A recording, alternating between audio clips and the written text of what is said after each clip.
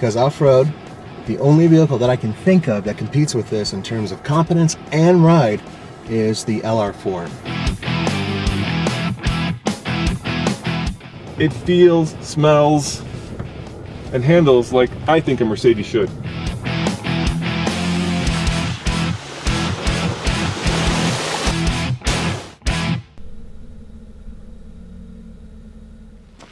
Hey Nathan, what kind of a monster SUV are you driving? Well, it's more like a dinosaur because it's based on a good old Toyota Land Cruiser. This is the 2013 Lexus GX460.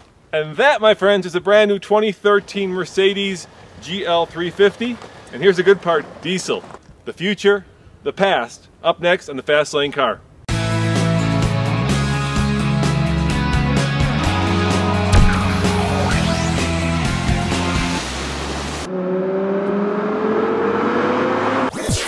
My friends, is yesterday's news. This is where we're going. Why? Because it's a diesel.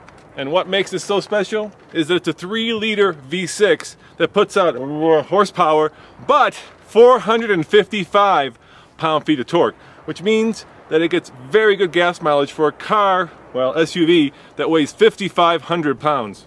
There's a reason Roman's not discussing the horsepower from his German machine. It's because it doesn't put out that much. This, on the other hand, puts out 301 horsepower and 329 pound-feet of torque from one of the smoothest 4.6-liter engines I've sampled. And yes, it's a V8. The problem is this thing weighs as much as a library, so it ain't fast, especially up here.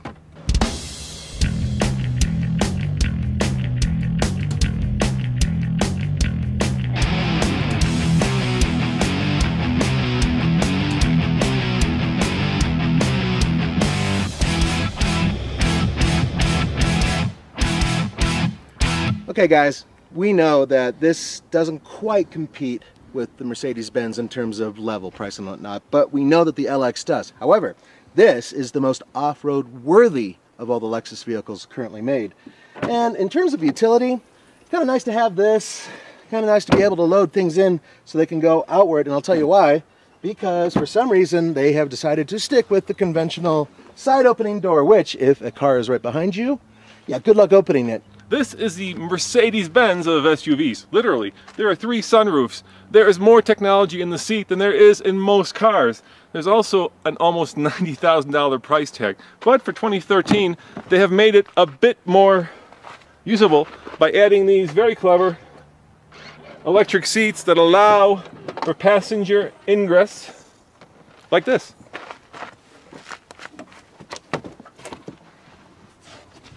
See how easy that was? That is what you get when you get the Mercedes-Benz of SUVs. Now, even though this is a foot shorter than the Mercedes-Benz, it does have a 3rd row seat that pops up here. It's smaller, but it does have it at least.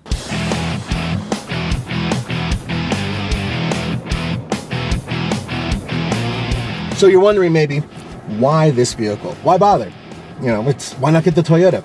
The interior is really nice in this one. It's beautifully made. Lexus knows what they're doing. It has air suspension, which allows me to raise it up to almost 11 inches. You can get one with an off-road package. This one doesn't have it, but you know, it doesn't really need it because it's doing very well. That's the problem with these gas engines and big vehicles. They just don't do well. But fortunately, it does tow 7,000 pounds. That's not too bad. But to be honest with you, with the amount of power this thing actually feels like it has, I wouldn't tow more than 5,000.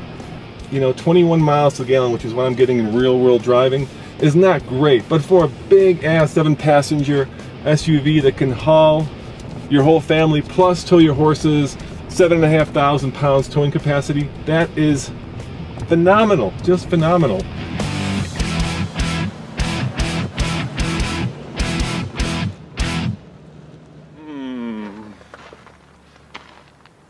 Mercedes, they knew not to mess with a good thing. The 2013 GL looks a lot like the 2012. In fact, if you parked them together, you'd have a hard time telling them apart.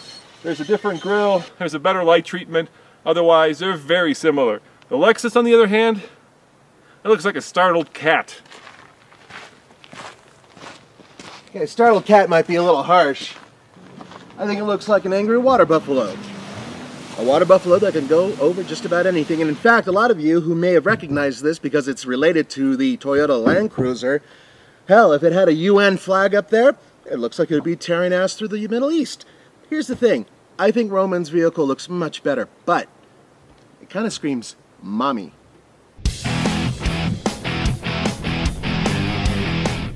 The interior is nice, you know, it's not bowl me over fantastic like some of the newest Audis, but the leather, the materials, the placement of the controls, even the feel of the steering wheel, which to me is crucial, is spot on.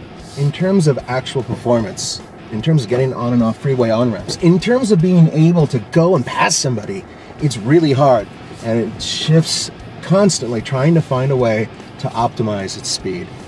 Over 500 miles per tank full in this vehicle. Now that is great because let's face it, pumping diesel is never fun. It is nearly a military vehicle when it comes to ability. It is frighteningly good. You know, Nathan, these are both great off-road, but I have to give thumbs up to this one because with 7-speed transmission and a clean burning diesel that motivates 5,500 pounds of heavy truck and gets 21 mpg, that is the future. Yeah, this thing is a bit pokey and kind of piggish because let's just face it, it's big and heavy, but it's fantastic off-road. If Toyota decided to allow Americans to have this with a big fat diesel, ooh, it would kick ass. But as it is, it's just a little too slow. So on the TFL scale of buy it, lease it, rent it, or forget it, I'm going to give this diesel a buy it, even though at $89,000 it blows many people's budgets. At nearly $70,000, this baby, at the best, lease it. You got to try it out and make sure you want to actually drive this vehicle every day. As always, this is Roman. And Nathan. See you next time on the Fast Lane Car. Let's go get a muddy again. Yeah.